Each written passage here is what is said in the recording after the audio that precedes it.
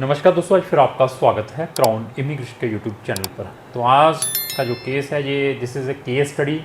Number of time refusal के बाद person को क्या फर्दर ऑप्शंस मिल सकते हैं। तो आज हमारे पास लाइव एग्जांपल है, इनसे भी हमारी डिस्कशन रहेगी। और हमारे पास नंबर ऑफ़ ऐसे केसेस आते हैं जिनका नंबर ऑफ़ कंट्री से रिफ्यूज होता है किसी भी टाइप का वीज़ा। तो उसको प्रोफाइल देखने के बाद वी आर सजेस्टिंग कि अभी आपका कौन सी कंट्री में हो सकता है। Even recently I think so 1 month before मैंने एक वीडियो डाली थी जिसमें बच्चे का 8 टाइम रिफ्यूज़ था। स्टूडेंट वीज़ा उसका कनाडा से भी रिफ्यूज़ था, यूएसए से भी नंबर ऑफ़ टाइम रिफ्यूज़ था।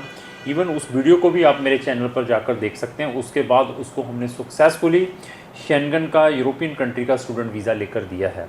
तो ऐसा ही ये भी एक केस है, तो उसको भी मैं डिस्कस करूँगा वन बाय वन। और इवन अगर आपके साथ ऐसी किसी भी टाइप की हैपनिंग है, हमारे पास नंबर ऑफ़ कंट्रीज़ के ऑप्शंस हैं, क्योंकि हम 100 कंट्रीज़ में स्टूडेंट्स को पढ़ने के लिए भेजते हैं।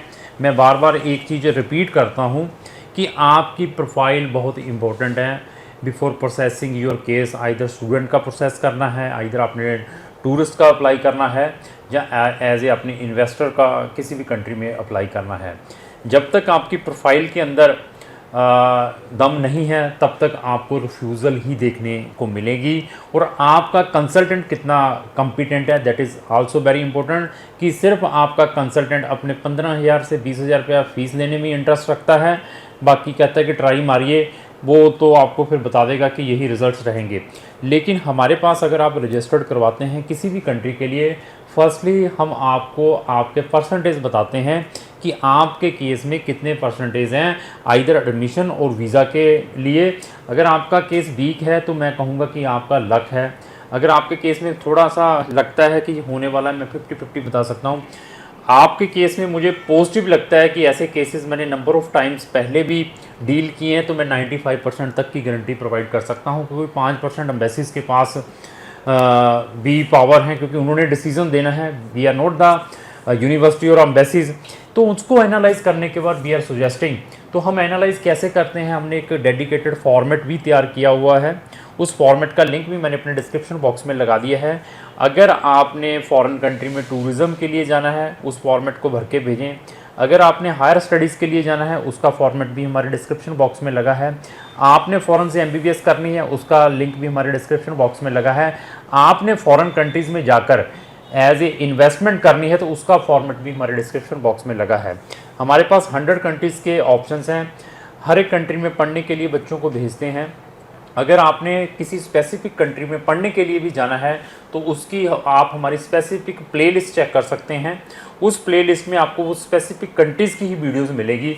उसके बाद आप डिसीज़न ले सकते हैं कि आपने अपना केस कौन से कंसल्टेंट के थ्रू अप्लाई करना है। तो ये भाई साहब की ऐसा है कि इनकी एज आई थिंक सो 43 की अप्रॉक्स हैं। और इवन जो प्रीवियसली डिपेंडेंट वीज़ा के ऊपर थे, स्टूडेंट डिपेंडेंट वीज़ा के ऊपर न्यूजीलैंड में रहे हैं। उनकी वाइफ स्टूडेंट थी, ये रहकर आए हैं। वहाँ पर भी आई थिंक सो 4-5 साल के बाद वापस आ गए ड्यू टू सम प्रॉब्लम्स थी, जो व्हाट्सएवर या वीज़ा नहीं एक्सटेंड हुआ, जो भी था। उसके बाद इंडिया आने के बाद इन्होंने नंबर ऑफ़ कंसल्टेंटों से सर्विस ली है, क्या एक ही कंसल्टेंट से ली है, उसके बारे में इनसे पूछेंगे, या इन्होंने ऑलवेज कंसल्टेंट चेंज किया है।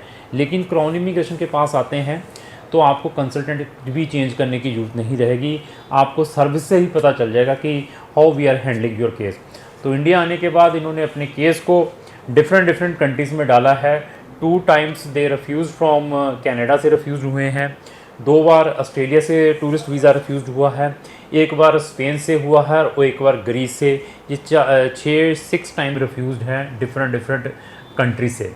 इवन अगर ये मेरे पास काउंसलिंग के लिए आते तो मैं इनकी प्रोफाइल चेक करते ही बता देता कि आप इसमें पैसा वेस्ट मत करें। जैसे ये इन कंट्रीज़ में टूरिस्ट वीज़ा अप्लाई कर रहे हैं, जो आपकी प्रीवियस हिस्ट्री है, जो आपकी फाइनेंशियल कैपेबिलिटी है इंडिया के अंदर, जो आपके सोर्स ऑफ इनकम है, उसके अकॉर्डिंग आपकी एलिजिबिलिटी नहीं बनती। आपको ये सजेशन लेना चाहिए। तो हमारी इन्होंने वीडियो देखने के बाद आज मेरे पास आए, काउंसलिंग के लिए काउंसलिंग की है। और फिर मुझे लगता है कि ये इस टाइप के इंटरेस्टिंग केसेस रहते हैं, उसकी हम केस स्टडी बनाकर आप तक लेकर आएँ, क्योंकि आपके साथ भी ऐसी हैपनिंग होती होगी। आपका भी केस इनके टाइप का होगा, नंबर ऑफ टाइम रिफ्यूज हैं, डेस्परेट है फ़ॉरेन जाने के लिए, और हर एक कंसल्टेंट पैसे में ही इंटरेस्ट रखता है। इन चीज़ों से बचना है। प्रोफाइल इंपॉर्टेंट है तो आप हर एक डेस्टिनेशन में पहुंच सकते हैं। कंडीशन ये है कि सिलेक्शन ऑफ कंट्री, कहाँ पर ऐसी प्रोफाइलें एक्सेप्टेबल है, क्योंकि ये मैट्रिक है, एक इनका बेबी भी है, और इवन इनकी सबसे जो बढ़िया चीज़ है कि इनकी वाइफ हाईली एजुकेटेड है। उनका हर एक कंट्री में कारपेट वेलकम है, red carpet welcome, but condition है कि उस केस को रिप्रेजेंट कैसे करना है, क्योंकि पीएचडी की हुई है उन्होंने, और इवन यहाँ पर उन्होंने डिफरेंट ऑर्गेनाइजेशंस में, मतलब यूनिवर्सिटीज़ में प्रोफेसर, असिस्टेंट प्रोफेसर, टीचर्स की भी जॉब की हुई है। तो अभी ये हिस्ट्री थी कंप्लीट। अभी इनसे भी हम डिस्कस करेंगे, और इनको मैंने सबसे बेस्ट कंट्री का ऑप्शन प्रोवाइड किया है। कंट्री का नाम है फिनलैंड। अभी फिनलैंड में केस डालने से पहले क्या प्रिकॉशंस लेने हैं, ये वही कंसल्टेंट बता सकता है जिनको इन चीज़ों के बारे में नॉलेज है। क्या फिनलैंड में ये सारी की सारी न्यूजीलैंड की हिस्ट्री शेयर करनी है, या ये 6 रिफ्यूज़ल लगी हैं इनको शेयर करना है या नहीं करना है, और फिनलैंड में इनका कहाँ पर एडमिशन अप्लाई करना है। अगर ये किसी और कंसल्टेंट के पास भी जाते फिनलैंड के लिए, तो उन्होंने इसको सीधा ही पीजी डिप्लोमा में भेज देना है, क्योंकि पीजी डिप्लोमा में हमारे जैसे को अच्छा कमीशन बचता है, और वहाँ पर 100% एडमिशन आ जाता है। लेकिन हम ऐसा नहीं करेंगे। हम इनका केस टीचर ट्रेनिंग में डालेंगे, जो कि टोटली फ्री ऑफ कॉस्ट मिलेगा। Competition is there teacher training में। इसके अलावा मास्टर में भी इनका फिनलैंड में डालेंगे, और इवन अगर जब इनका एडमिशन आ जाता है तो फिनलैंड में ऐसी प्रोफाइल को किस वे से रिप्रेजेंट करना है, that is very very important. ये वही कंसल्टेंट बता सकता है जिनको इन चीज़ों के बारे में नॉलेज है। फिनलैंड का डाटा, क्या ये कंट्रीज़ एक दूसरे शेयर करती हैं या नहीं करती हैं, फिनलैंड में क्या प्रिकॉशंस लेने हैं, फंड्स कितने इंपॉर्टेंट है, ये आपके कंसल्टेंट के ऊपर डिपेंड है। इवन फिनलैंड के अलावा और भी 2-3 कंट्रीज़ हैं जहां पर इनको एडमिशन और वीज़ा भी मिल सकता है, बट हमारी टॉप प्रायोरिटी फिनलैंड में रहेगी। उसके पीछे रीज़न क्या है कि settlement policies for international students काफ़ी लीनियट है। इवन 2 साल का पोस्ट स्टडी परमिट है, फीसेस कंपेरेटिवली इकोनॉमिकल है, तो ये इनके भी प्रिकॉशंस लेने हैं। इवन फिनलैंड में मैंने फिर बता दिया कि we will put teacher training as well as master, then we will think अगर इनमें एडमिशन नहीं हो पाएगा तो पीजी डिप्लोमा में डालेंगे। तो भाई साहब से भी हम डिस्कस करेंगे। सबसे पहले सर मैं आपका स्वागत करता हूँ अपनी इस वीडियो के अंदर। मेरी तरफ से आपको नमन है, नमस्कार है सर। हमारे बारे में कहाँ से पता चला था आपको? सर जी अपने नेट तो यूट्यूब तो ਅਸੀਂ देखा जी अपना बारे फिर इतने आए जी। तो कौन सी स्टेट के रहने वाले हैं, पंजाब के या बाहर के? पंजाब के जी। तो कब से हमारे चैनल को देख रहे हैं आप? बस लास्ट वीक शुरू किया जी। तो लास्ट वीक में आपने ये देखा है, आपको जितने भी कंसल्टेंट हैं इस इंडस्ट्री में काम कर रहे हैं, इवन आपको आइडिया आ चुका होगा किस टाइप का मोटिवेशन देते हैं, क्योंकि न्यूजीलैंड भी गए हैं आप, उसका भी एक्सपीरियंस आया उस एजेंट से। ये भी 6 टाइम आपने अटैम्प्ट किया है, उन कंसल्टेंटों का भी आपको एक्सपीरियंस आया होगा। तो उनके साथ पहले जैसे आपने ये टूरिस्ट वीज़ा डाले थे जब न्यूजीलैंड गए थे, तो जब टूरिस्ट वीज़ा जिन इन कंसल्टेंटों के पास जब आपने अप्लाई किया था, तो उन्होंने आपको बताया होगा कि आपकी एलिजिबिलिटी बनती है, गारंटी दी थी या वारंटी दी थी, क्या बताया था उन्होंने काउंसलिंग के टाइम?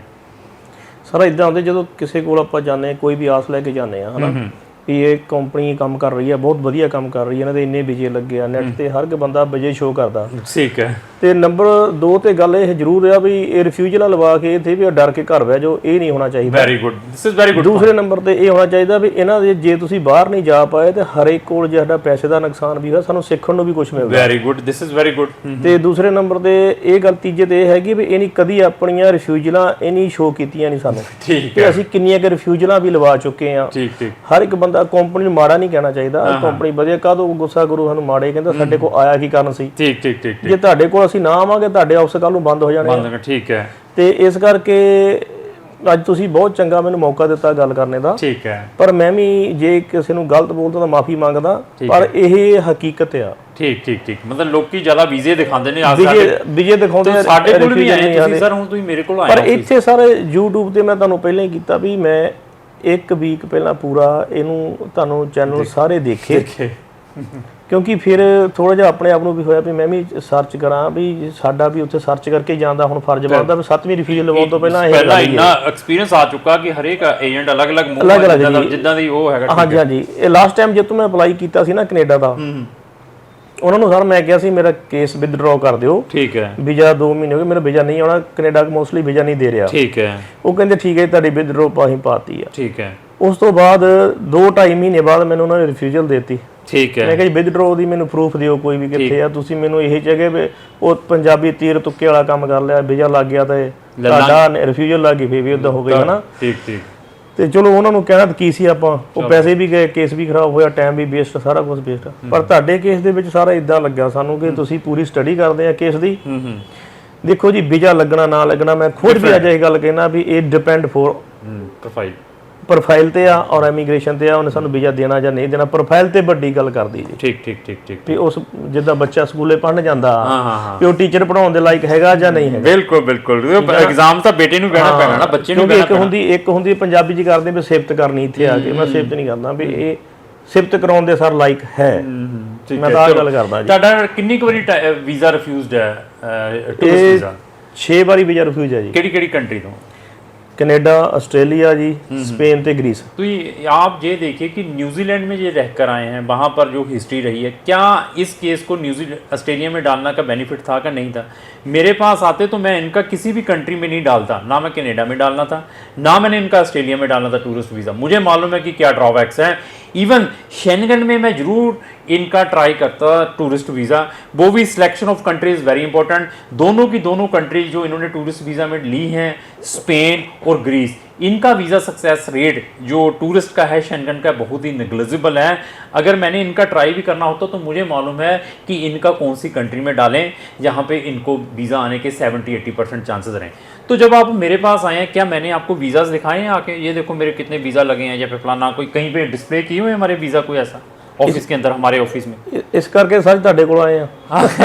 ਇੱਥੇ जो रॉयल्टी बंदे ਨੂੰ ਉਹ ਮਿਲਦੀ ਹੈ ਵੀ शो अप नहीं ਹੈਗਾ, ਜਿੱਦਾਂ है ना। तो आपके केस के ऊपर मैंने सीधा ही आपको बता दिया कि हाँ 100% करा देंगे। क्या आपके केस को मैंने एनालाइज भी किया, आपकी एज, आपकी एजुकेशन, आपकी वाइफ की एजुकेशन, बच्चे कितने, ये सारा कुछ पूछा है कि वैसे ही मैंने कह दिया कि आपका हो जाएगा? नहीं जी, सब कुछ ਤੁਸੀਂ ਮੈਨੂੰ ਕੁਐਸਚਨ ਆਨਸਰ ਕੀਤੇ ਆ ਕਿ ਕਿੱਦਾਂ ਸਾਰਾ ਫੈਮਿਲੀ ਬਾਰੇ ਪੁੱਛਿਆ, ਸਟੱਡੀ ਬਾਰੇ ਪੁੱਛਿਆ, ਕੀ ਤੁਸੀਂ ਕਰਦੇ ਆ, ਕਿ ਕਿਸੇ ਜਾਣ ਦੇ ਲਾਇਕ ਹੈਗੇ ਜਾਂ ਨਹੀਂ ਹੈਗੇ, ਸਾਰਾ ਕੁਝ ਪੁੱਛ ਕੇ ਉਸ ਤੋਂ ਬਾਅਦ ਵਿੱਚ ਸਾਨੂੰ ਆਈਡੀਆਸ ਦਿੱਤੇ ਆ ਫਿਰ ਇਸ ਆਈਡੀਆ ਨੂੰ ਤੁਸੀਂ ਸ਼ੁਰੂ ਕਰੋ ਤੇ ਇਸ ਆਈਡੀਆ ਨਾਲ ਤੁਹਾਡਾ ਵੀਜ਼ਾ ਇਸ ट्राई ਦੇ ਬਿਹੇਵ ਇਸ प्रोसेस ਤੇ ਲੱਗ ਸਕਦਾ। तो जितने भी आपने जो 6 वीज़ाज अप्लाई किए हैं प्रीवियसली, क्या एक ही कंसल्टेंट था या कंसल्टेंट बार बार चेंज किए?